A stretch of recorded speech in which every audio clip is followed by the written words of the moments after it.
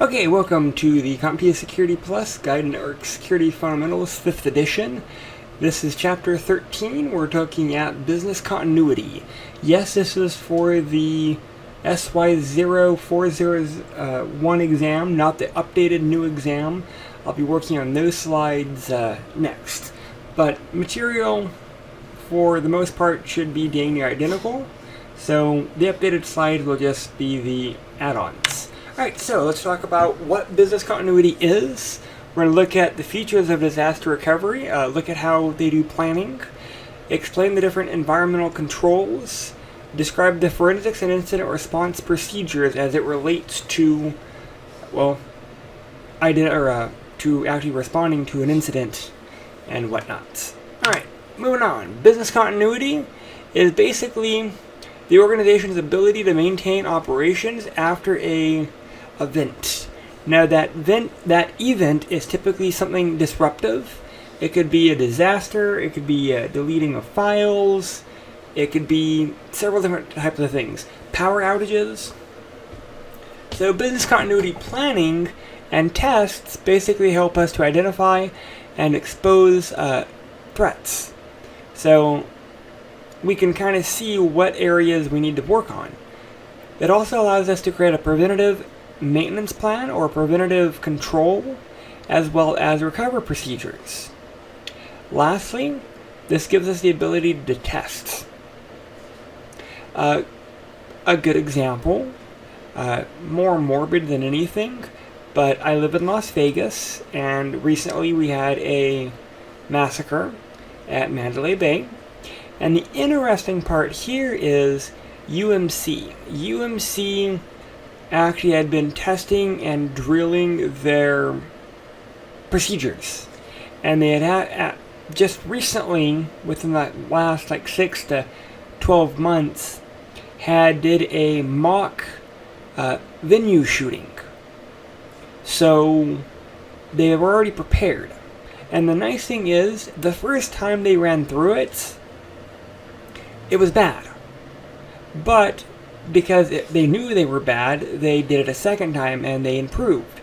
And I believe a third and a fourth time to kind of home in their procedures. And the nice thing with that is, when the event actually occurred, they were prepared. And that's the importance of business continuity. You have the ability to test your procedures so that when the event actually does occur, you're ready. So how do we make sure that our plans are successful?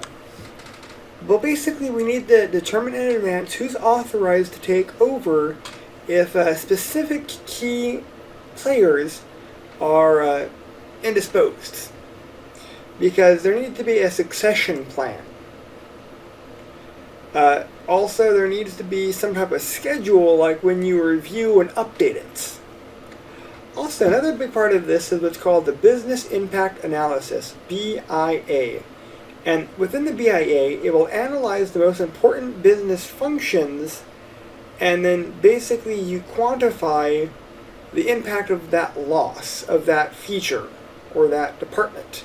So the important part here is, well, maybe we have 5 key technologies that run our department. Which one is the most important, second, third, fourth, and fifth most important? That way you prioritize it before an actual event. We also need to identify threats through some type of risk assessment to those critical components. We need to determine the impact if the threats actually occur, or if those threats are realized. Alright, moving on. Disaster recovery. This is a subset of business continuity planning. And this focuses on being able to recover from a disaster. IT contingency planning is going to be developing an outline for procedures in the event of a major IT problem. A disaster recovery plan, a DRP, focuses on protecting and restoring data or technology or business functions after a disaster. And part of the disaster recovery has several activities like creating, implementing, and testing the plan and updating when necessary, because the plans have to get updated. So what is this DRP? And basically the DRP is a written document detailing the process for restoring IT services after, again, a disaster. It should be comprehensive in scope, intended to be as detailed as possible. Examples for disaster planning could be defining the different risks levels for the organization based off of certain disasters. For example, I may get a tornado. Here's how I recover, and I'll put a likelihood of a tornado. That way I can know kind of how frequently I should be updating those plans. Common features would be the definition of the plan, its purpose, its scope, teams, individual responsibilities, maybe risks and procedures, controls, safeguards, things that might be used to reduce risk, maybe outline call chains. So if this occurs, do this, you call these people call those people, and so forth and so forth. You detail how to recover as well. A good DRP will contain a good level of detail so that you can recover. Here's an example of a communication room DRP. DRP should also have exercises. Basically, you want to test your DRP. Part of the objective of testing is to make sure that your DRP is current, that it works, that it is effective, and you can follow the procedures outlined in them. You can do this as either a real test or a tabletop exercise.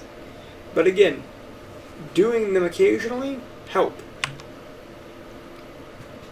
So key terms would be like participants, focus, setting, the format, its purpose, and then the commitment. That way you understand why and how and all of the details for it. Alright, moving on. Key important topics are things like redundancy and fault tolerance. So we have a concept called single point of failure, and that's typically where you have one point that if it fails, everything stops working. So our goal is to remove single points of failure. If you have several paths so that there's not a single point of failure, the result is called high availability. And normally availability is expressed in a percent, typically of uptime. So if we're 90% up, 19, if we're talking yearly, assuming 8 hours a day, 5 days a week, I believe, this is how much weekly downtime, monthly downtime, and yearly downtime we would have for 90%, for 99%, for 99.9%, and so forth. Because if you think weekly downtime, 40 hours of actual operation time, if you think you could be down almost half the week, for some businesses, that's not acceptable. And that's why you want to increase your uptime. So you want maybe 99 time. So you'd only be down roughly 2 hours a week. And then so forth. Alright, so we have things, we have a way to address single points of failure. Basically, you build excess capability to protect against failure.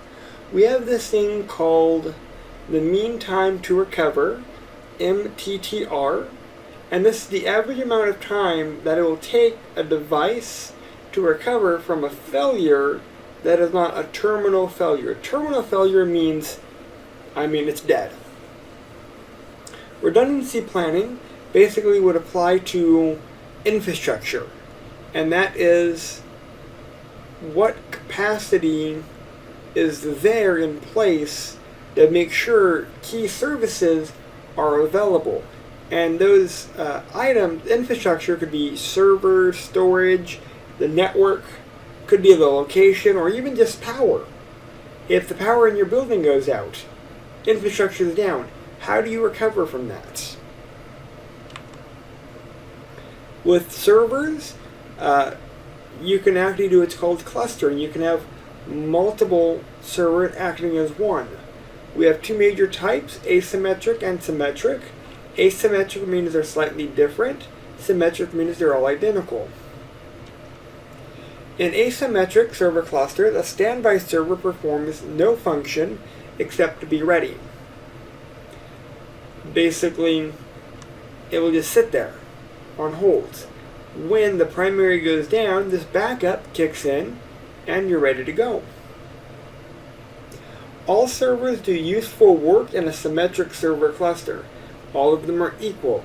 Typically they're all the same and they're going to act the same. Storage is going to be, well, storage. Maintaining data or storage of that data. Two major things are going to be like an SSD or solid state drive as opposed to an HDD or a traditional hard drive. You'll keep extra storage on hand just in case. So a new term is called mean time between failure, or MTBF. And this is the measurement of the average time until a component fails and must be replaced. You get a hard drive. What is the average mean time for that drive to fail? That way you can budget in, alright, in 4 years we'll have to replace it. For example, we have things that can help reduce our dependencies on storage or hard drives. That's going to be RAID, the redundant array of independent disks or devices. We have a few different types of RAID. RAID 0 is also called striping. Basically no fault tolerance, but half the data is on one drive, half the data is on the other. If there's 3 drives, then a third on each drive. But if you lose a drive, then you lose all the data. Here's an example. RAID 1, called mirroring, that's where 2 disks, one disk will be identical of the first disk. That way, if the disk dies, we have 100% copy of that failed disk. Though, you don't end up with twice the storage. With RAID 1, it costs storage because you'll have 2 drives, but they're going to be acting as one. So if they're both 2 terabyte drives, you only have 2 terabytes usable. Here's an example.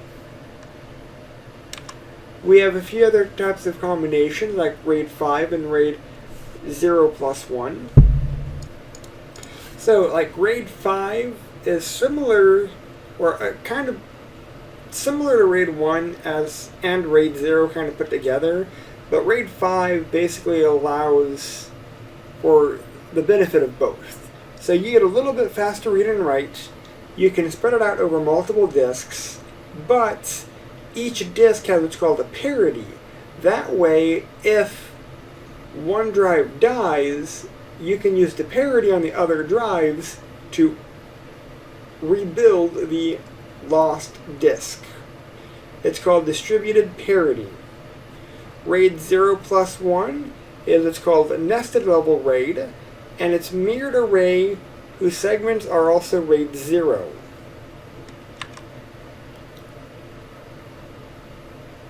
So again, here we have the top one is going to be RAID 5, and then we have the bottom, which is RAID 0 and 1. So there's 2 groups that are striped together, and then they're mirrored together. Why would you do that? Some server environments want the high availability and the redundancy of the disks, but this takes storage.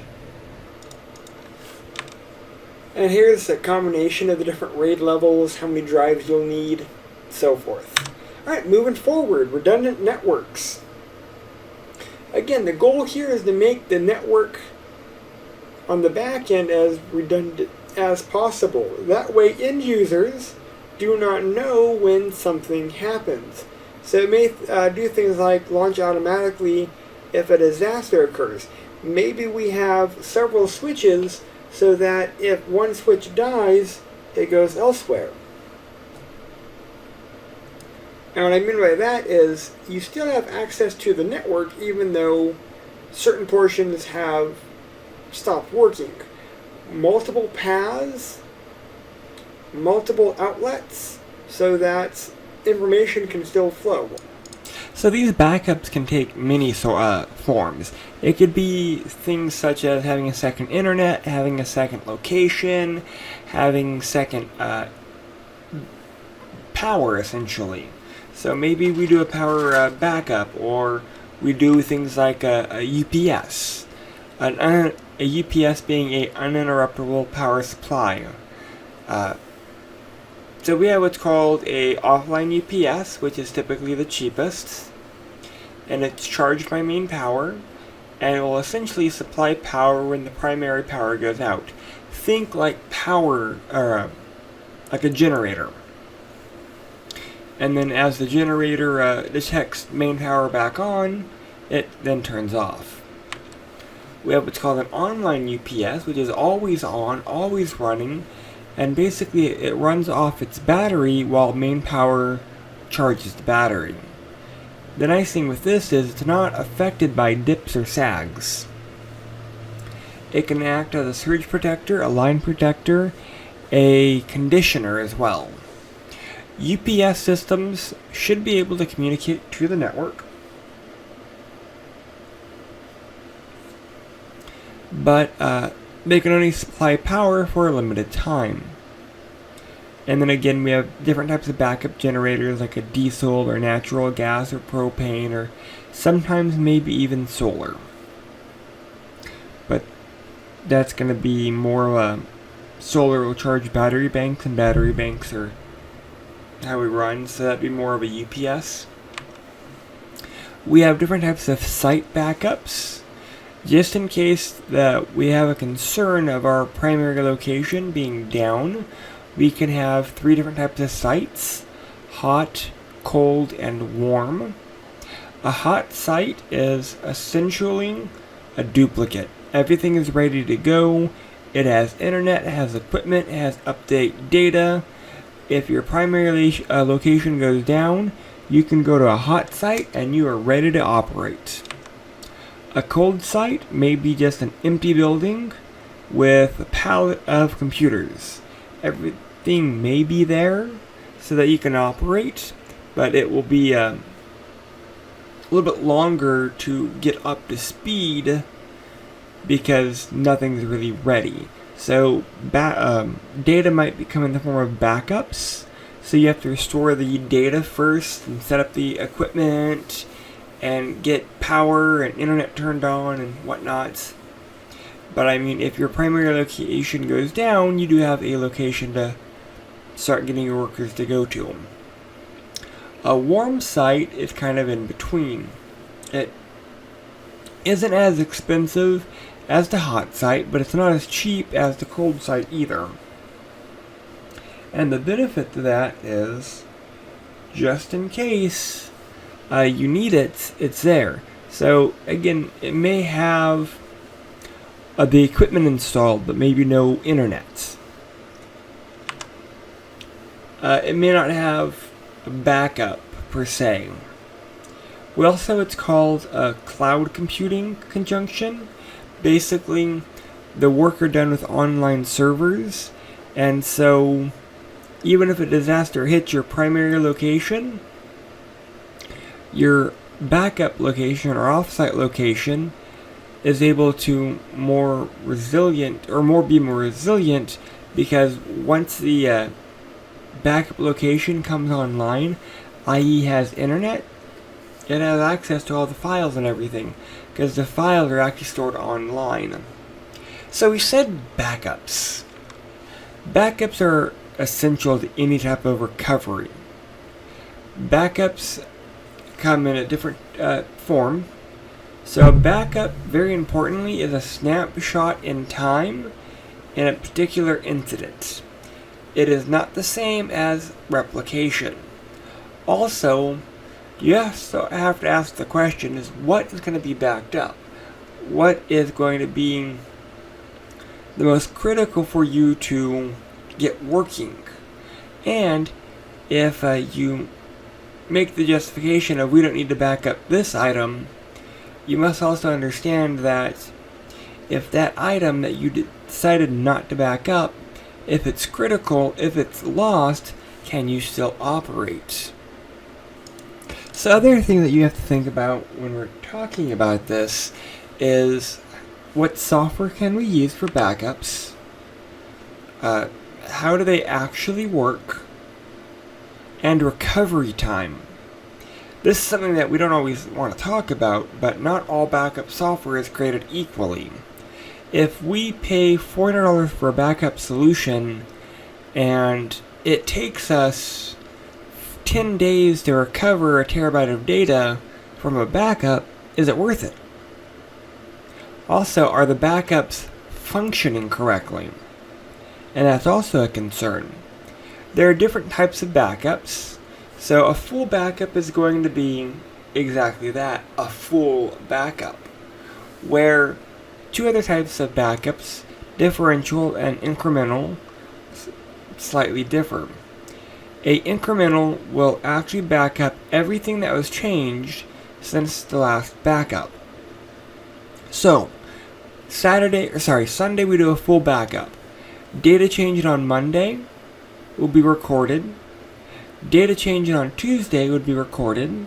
Data changed on Wednesday would be recorded. That's incremental. However, recovery would mean if you have an issue on Thursday, you have to recover Sunday, then Monday, then Tuesday, then Wednesday, and so forth. Where with differential full backup on Sunday, data that's changed on Monday, Tuesday rolls around, it will back up everything from Monday and Tuesday. On Wednesday, it will back up Monday, Tuesday, and Wednesday. On Thursday, it will back up Monday, Tuesday, Wednesday, and Thursday. The benefit to this is, if a failure does occur, you recover the full backup and just one differential backup. Recovery time is faster. Here's an example. How do they achieve this? Basically, there's a backup or archive bit, and it's about how they manage to set that archive bit. We have measurements within our data backup. We have our recovery point objective, RPO, and we have our recovery time objective, RTO. And this is the length of time it will take to recover backed up data. Disadvantages of, if we're talking tapes, it doesn't really matter the media. We have tapes, we have optical, we have hard drive, disk. Essentially, this slide, the material all changed. Backups on magnetic tapes might be slower, but higher capacity. Though tapes may be more susceptible, some tapes may not be able to be encrypted, while some can. Disk to disk do have a little bit better time than tapes, but they could be, honestly, I don't agree with this. Disk to disk may be prone to data corruption, but so can tapes. This varies depending on the software you use. We have hybrids, disk to tape. We have what's called continual data protection, and this will perform data backups that can be restored immediately. This is more like synchronization. Different types of backups: block level, file level, and application level. Block level is the entire disk. File level are individual files. And application level will be looking at individual application changes. I wouldn't agree with this chart, but I mean, something that we have to start looking at are the different types of backup technologies and which ones are good. Magnetic tapes I've actually seen the most common, and again, I don't always agree with this chart. The recovery time as opposed to cost, there'll normally be a ratio, and a lot of companies that I've dealt with are either using magnetic tapes or disk-to-disk. Alright, moving on. Environmental controls. HVAC, for example, or fire suppression, or shielding, or power. You may not think about it, but I mean, HVAC is important. Heating, cooling, how to bring in cool air, how to get hot air out. Fire suppression is also equally important because, again, depending on your equipment, you're going to have different types of requirements for fire control. If we have people working on it, we don't want something that will suck the oxygen out. We may want, if it's highly combustible, something that's more suitable for containing that. If we have chemicals stored, we may want a combustion system that will be able to combat chemical reactions. So again, it really just depends on the situation and what we're storing in it. You should know the different classes of fire suppression systems, A, B, C, D, and kind of what they're used for, because you may not want to use a Class C fire extinguisher on a Class A item. I mean, granted, you can get Class AB or Class ABC extinguishers, but keep that in mind. Things like Class A may not be good for Class K fires. And again, other suppression systems could be sprinkler systems, dry chemical systems, agent systems, and so forth. Moving on is shielding. So EMI, electronic magnetic interference, or electromagnetic EMI. So basically, attackers could pick up on the electromagnetic fields and read data. So wireless, for example. So how we prevent that is what's called a Faraday cage. A Faraday cage, in essence, is a metal enclosure that prevents entry or escape of signals, often used in testing in electronic labs or wireless security labs. Here's an example. Data centers have special cooling requirements as they generate more heat, hence HVAC systems are becoming more and more important. The precise cooling, precise ventilation is again crucial for success. Not just that, but you can't just pump cool air into a room and expect hot air not to stay stagnant. So it's actually about moving airflow, not just pumping cold air in, because you need a way to suck the hot air out. Hot aisle, cold aisle layouts, for example, that's where within a data center you have all the equipment blowing into a hot aisle, and then on that hot aisle you may have a sucker sucking all the hot air out. So on the other aisles, the cold aisles, is where you'll be pumping in the cool air. That way it will flow through the equipment correctly. So the location of the equipment is important. Not just within the data center, but with anything that you install. For example, placing a wireless access point in plenum can be dangerous because in the plenum space it could be hot. Alright, moving on is incident response. Basically, an incident is when unauthorized issues occur and a response is required. So incident response would involve using forensics and following proper incident response procedures to figure out what's happening. Forensics, as a forensic science, is basically applying science to a legal question. And computer forensics is using technology to search for computer evidence of a crime. Network forensics is searching the network for evidence of a crime. The importance of these forensics is due to the following: digital evidence, the increase of scrutiny by the legal profession as it relates to electronic crime, and basically how much more crime is being committed by computers and electronic devices has increased. Forensics has 4 basic procedures.